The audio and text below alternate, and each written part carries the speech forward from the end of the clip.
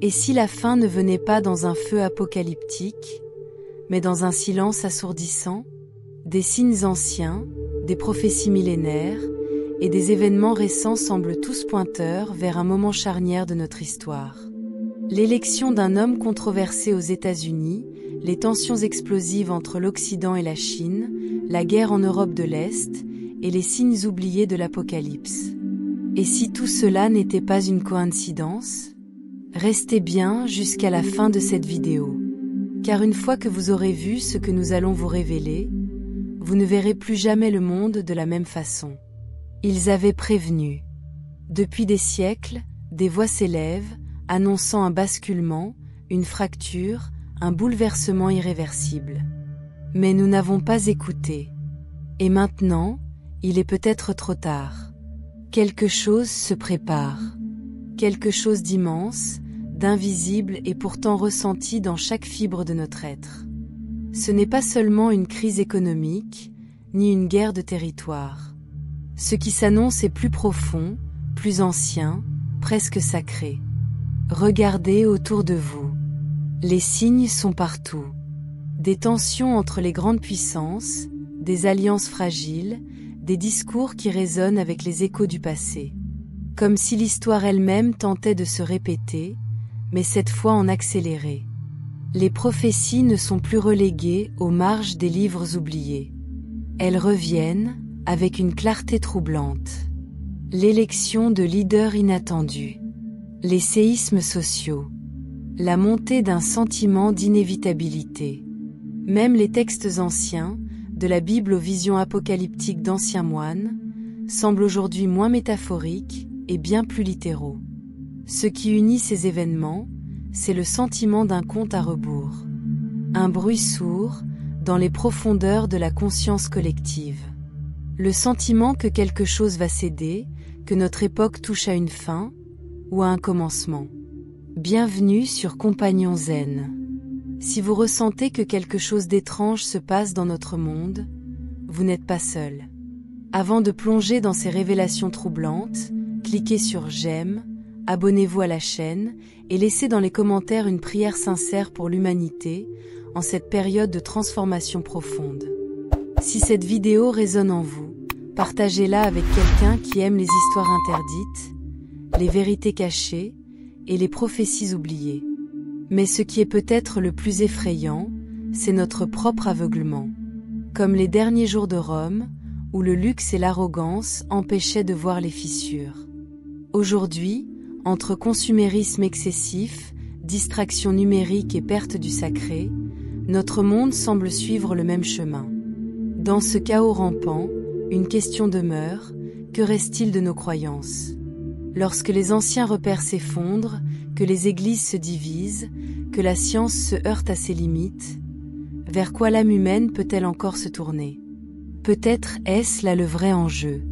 Non pas une guerre d'armes ou de territoire, mais une guerre intérieure. Entre la mémoire et l'oubli. Entre l'esprit et la matière. Entre l'humanité et ce qu'elle est en train de devenir. La suite dépend de nous. Ou peut-être pas. Peut-être sommes-nous simplement les témoins d'un scénario écrit depuis longtemps. Mais si c'est le cas, alors notre devoir n'est pas de détourner le regard, mais d'ouvrir les yeux. Et de ne plus jamais les refermer. Dans les couloirs du pouvoir, des décisions se prennent sans que le peuple n'en sache rien. Des pactes anciens sont réactivés. Des discours codés circulent. Et au milieu de tout cela, l'individu est réduit à une simple donnée, une variable dans une équation mondiale qui lui échappe complètement. Mais ce n'est pas un hasard si tant d'entre nous ressentent un malaise diffus, un vertige au fond de l'âme. Ce n'est pas une dépression collective. C'est une intuition. Une prise de conscience silencieuse que le monde tel que nous le connaissons arrive à sa fin. Et cette fin ne sera pas douce. Quand les fondations des empires vacillent, il ne s'agit jamais uniquement de politique. C'est toujours le reflet d'un déséquilibre intérieur, d'une perte de sens. Rome n'est pas tombée en un jour. Elle s'est effondrée de l'intérieur, bien avant que les barbares ne franchissent les murailles. Et aujourd'hui, c'est notre monde moderne qui montre les mêmes symptômes. La rapidité des changements, la violence des discours, la polarisation extrême. Ce sont les cris d'un monde qui se déchire. Et dans ce fracas, certains cherchent des signes, des prophéties oubliées, des fragments de vérité enfouis dans la poussière du temps. Ils se tournent vers Nostradamus, vers le livre de l'Apocalypse, vers les visions de moines, de mystiques, d'ermites qui, des siècles auparavant, ont vu l'arrivée d'une ère de chaos, suivie d'une transformation profonde. Une sorte de purification par le feu. Et si ces anciens avaient raison? Et si chaque effondrement contenait aussi une promesse? Non pas celle d'un retour à l'ordre, mais celle d'un saut, une mue douloureuse, où l'ancien monde meurt pour qu'un autre puisse naître. Mais cette naissance ne se fera pas sans douleur. Il faudra regarder l'ombre droit dans les yeux. Il faudra reconnaître que nous avons construit un monde sans racines, sans silence, sans âme. La véritable bataille sera intérieure. Pour ne pas céder à la peur, à la haine, à la facilité. Pour rester humain dans un monde qui oublie ce que cela signifie.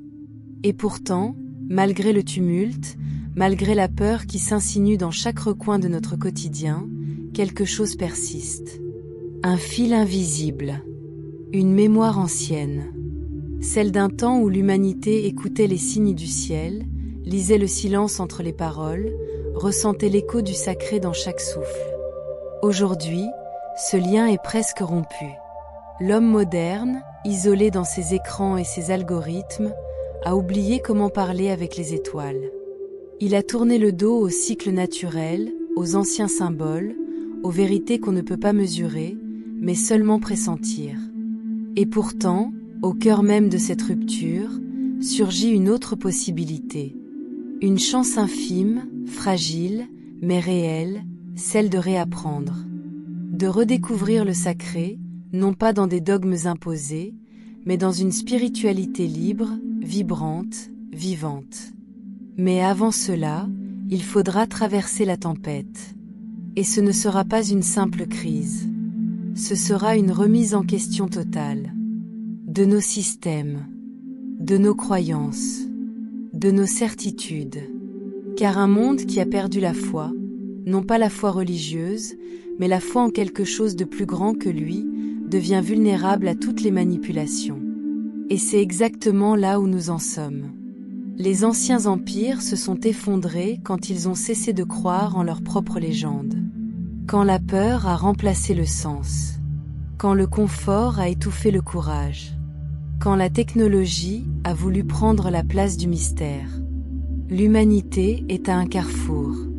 Et ce que nous vivons aujourd'hui, dans cette époque de confusion, de guerre et de prophéties réactivées, n'est peut-être rien d'autre que les douleurs d'un accouchement. Une fin. Et peut-être un commencement. Et alors que les vents du chaos soufflent plus fort, que les fondations mêmes de notre civilisation vacillent, une vérité plus ancienne que tous les empires oubliés se manifeste à nouveau. Rien ne périt sans avoir été d'abord annoncé. L'histoire ne meurt jamais en silence. Elle crie. Elle avertit. Elle gronde sous la surface.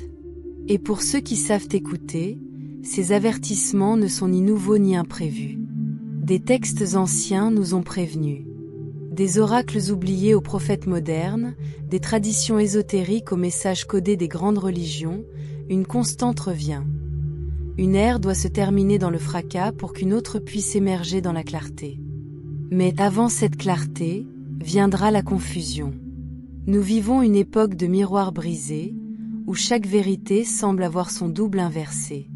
Une époque où l'on doute de tout, même de ce que l'on voit, même de ce que l'on ressent. Et c'est précisément dans ce brouillard que les esprits les plus lucides doivent apprendre à marcher. Non plus avec les yeux, mais avec l'intuition. Avec la sagesse du silence. Avec le courage de rester debout quand tout s'effondre. Car le prochain chapitre ne sera pas écrit avec des lois ou des chiffres. Il sera gravé dans les âmes. Ce ne sera pas une révolution extérieure. Ce sera une mutation intérieure. L'homme du futur n'est pas un surhomme. Ce sera un être reconnecté à la terre, au ciel, à lui-même et aux autres. Mais d'ici là, nous devons traverser l'épreuve du vide. Le vide de sens, le vide spirituel, le vide d'humanité. Et dans ce vide, surgira une question essentielle que chaque civilisation en chute a dû affronter avant de disparaître. Avons-nous encore foi en quelque chose de plus grand que nous-mêmes? Ce n'est pas une question religieuse. C'est une question existentielle. Car sans cette foi, sans cette étincelle sacrée au fond du regard, tout devient mécanique. Et ce qui est mécanique peut être manipulé, détruit, remplacé. Voilà pourquoi l'enjeu aujourd'hui est total. Ce n'est pas seulement une guerre de territoire, d'idéologie ou d'intérêt. C'est une guerre pour l'âme humaine. Et chaque choix, aussi petit soit-il, devient un acte spirituel. Alors, quelle force guidera tes prochains pas? La peur ou la conscience? Quand les hommes perdront la foi en eux-mêmes et en ce qui les dépasse, alors la chute viendra non pas de l'extérieur, mais du vide intérieur. Prophétie attribuée à un moine visionnaire du XIVe siècle, retrouvée dans les archives de Saint-Gall. Au cœur de ce chaos apparent, où les structures familières vacillent et les certitudes s'effritent, une force discrète mais irrépressible commence à poindre. Dans les interstices de l'angoisse, au creux des fractures des systèmes en déclin, une conscience nouvelle, empreinte de profondeur et de subtilité, prend racine. Cette transformation ne s'annonce pas par des éclats bruyants ni par des soulèvements armés. Elle est une révolution silencieuse, un retour vers l'intériorité, une quête spirituelle qui invite les âmes à explorer au-delà des apparences et des récits imposés par les autorités. Cette émergence, bien que fragile, porte en elle une promesse de renouveau, un appel à redécouvrir ce qui donne un sens véritable à l'existence. De plus en plus d'individus, confrontés à l'instabilité ambiante, se mettent à interroger non seulement les gouvernements et les institutions religieuses, mais aussi les fondements mêmes de leur réalité.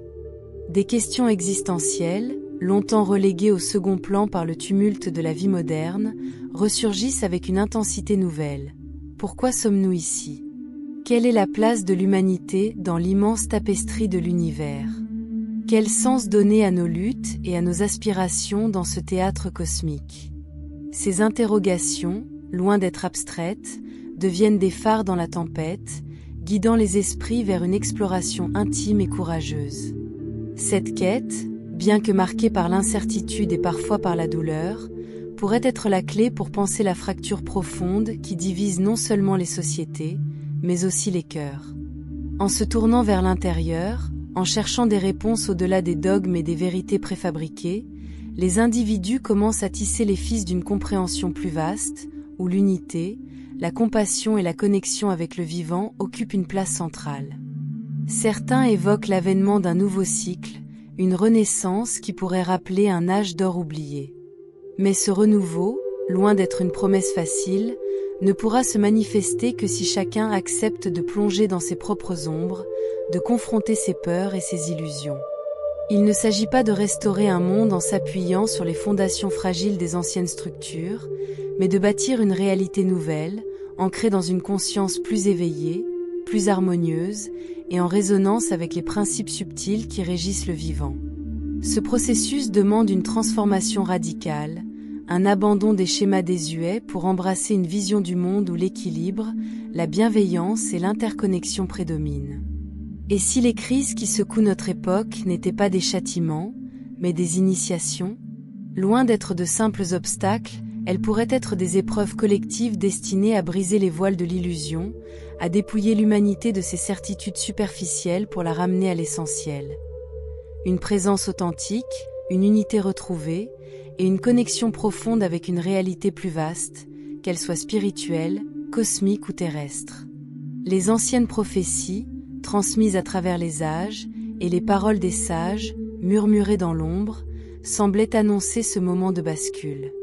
Aujourd'hui, nous nous tenons à ce carrefour, confrontés à la fois à l'urgence et à la possibilité d'une métamorphose profonde.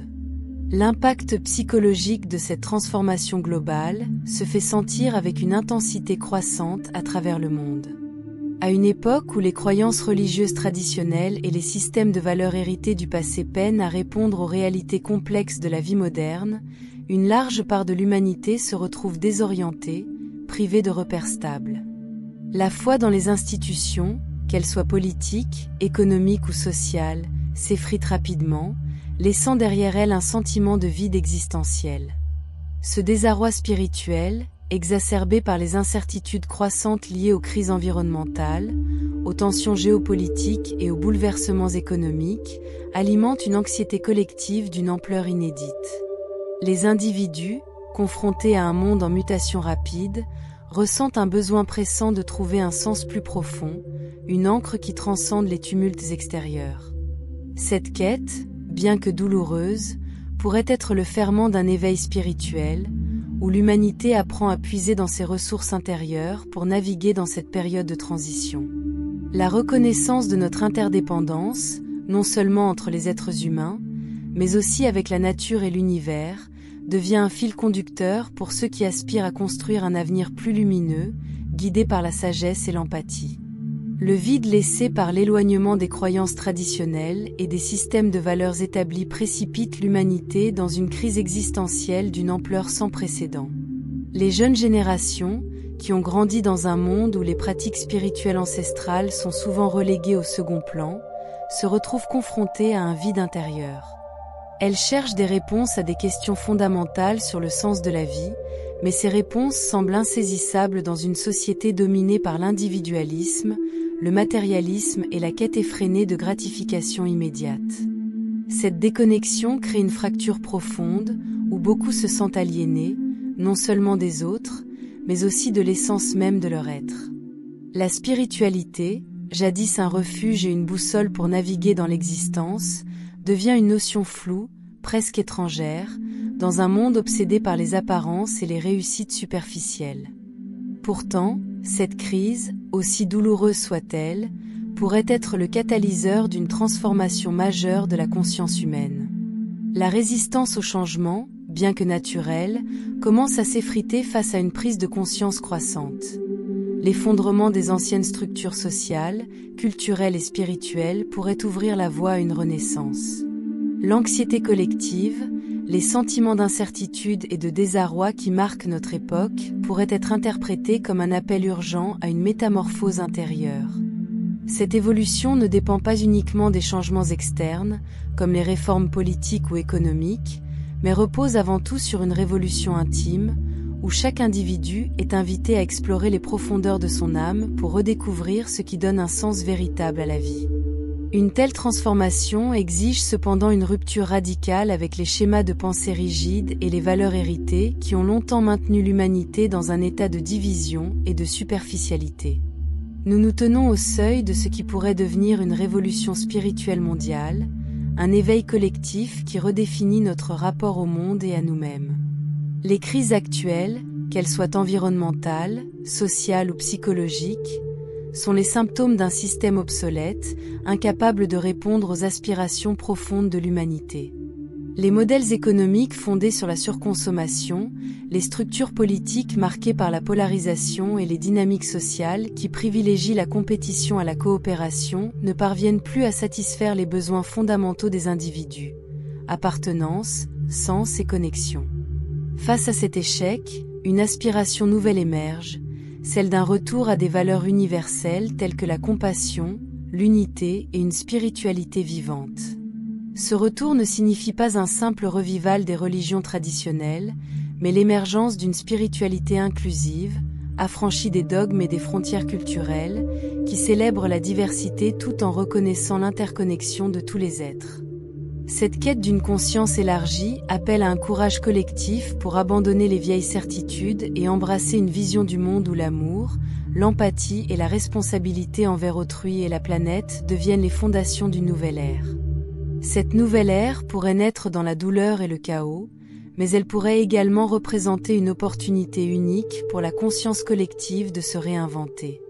Ce moment de grand bouleversement, bien que déstabilisant, pourrait inciter l'humanité à réévaluer ses priorités fondamentales, en se tournant vers des valeurs qui transcendent les préoccupations matérielles.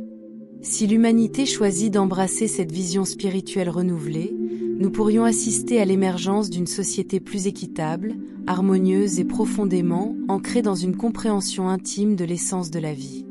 Cette transition exige une réflexion collective. Sommes-nous prêts à abandonner les croyances obsolètes qui nous limitent pour nous engager pleinement dans cette nouvelle ère de conscience ? Cela demande non seulement du courage, mais aussi une humilité face aux incertitudes de l'avenir. Le chemin vers cette transformation ne sera pas sans obstacle, car le changement, par sa nature même, suscite souvent la peur et la résistance. Pourtant, l'évolution spirituelle repose sur une ouverture audacieuse à l'inconnu, un lâcher-prise des certitudes rigides qui ont longtemps défini notre réalité. Se libérer des chaînes imposées par des modes de pensée fragmentés et des structures sociales rigides est une étape cruciale pour permettre à notre société de progresser. Cette transformation spirituelle, bien que complexe, pourrait paradoxalement ouvrir la voie à une prospérité d'un genre nouveau, bien au-delà des promesses des anciens systèmes axés sur l'accumulation matérielle. En renouant avec une connexion profonde à la divinité, à la nature et aux autres, l'humanité pourrait découvrir une richesse plus authentique, une abondance intérieure qui se manifeste à travers le partage, la solidarité et la compréhension mutuelle. La clé de cette nouvelle ère réside dans notre capacité à repenser radicalement notre vision du monde, en plaçant l'intériorité et la connexion au cœur de nos aspirations. Cela impliquera un changement profond des valeurs qui guident nos sociétés, où la compassion, l'amour inconditionnel et une spiritualité vécue deviendront des piliers fondamentaux. L'époque des grands systèmes centralisés, marquée par la compétition et la domination, touche à sa fin. À sa place, une nouvelle ère se profile, portée par une quête d'unité, de coopération et de respect pour la diversité des expressions humaines. Cette transition nécessitera une rééducation de nos esprits et de nos cœurs, une volonté de dépasser les divisions héritées du passé pour construire un avenir où chaque individu se sent partie intégrante d'un tout plus vaste. Ce n'est qu'en affrontant l'inconnu avec une perspective empreinte d'espoir et de confiance que nous pourrons véritablement entrer dans cette ère de renouveau spirituel, où l'humanité s'élèvera vers une conscience plus élevée, guidée par la lumière de la vérité et de l'amour universel. Merci d'avoir pris le temps d'explorer ce contenu profond avec nous. Si cette vidéo vous a touché, je vous invite à la liker et à vous abonner à notre chaîne Compagnon Zen, afin de ne pas manquer les prochaines réflexions spirituelles qui pourraient éclairer votre chemin dans ces moments de transformation. Laissez dans les commentaires une prière pour l'humanité, une prière pour la guérison, la paix et l'éveil de la conscience collective. Ensemble, nous pouvons créer un monde plus lumineux et plus connecté, même au milieu des incertitudes. N'hésitez pas à partager cette vidéo avec quelqu'un qui s'intéresse aux histoires mystérieuses et aux conspirations. Peut-être que ce message trouvera écho chez eux et les aidera à voir le monde sous un nouveau jour. Merci encore pour votre présence et à très bientôt sur Compagnon Zen.